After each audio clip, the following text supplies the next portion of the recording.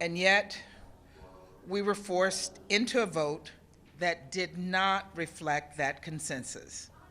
You might ask why, and I'll leave that to you to opine on. Perhaps some on the council did not actually want a resolution to pass. Because if they did, today's vote would not have happened. Over the last several weeks, I communicated the United States' concerns publicly and privately.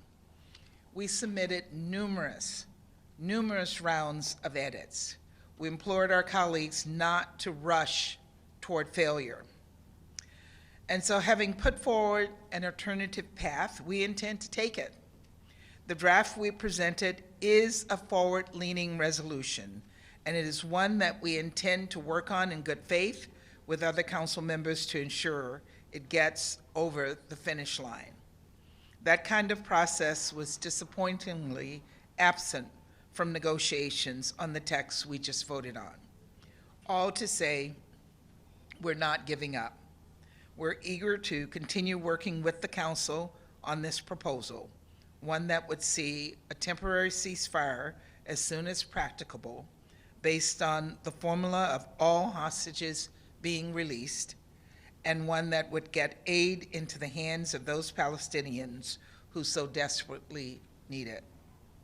All told, we intend to do this the right way so that we can create the right conditions for a safer, more peaceful future.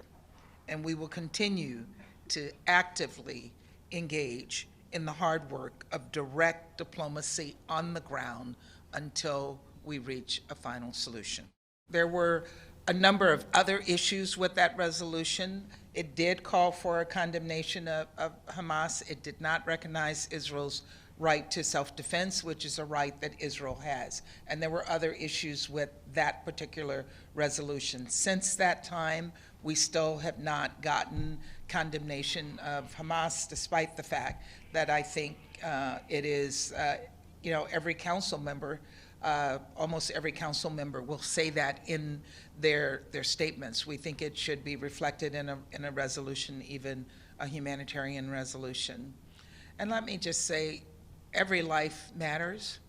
And so it is important that we find a solution that will stop the killing and deaths and suffering of the Palestinian people. And that's why we're on the ground 24/7. No one else is putting their people out there. No one else is putting skin and boots on the ground to find a solution to this situation. And we'll keep working on that every single day.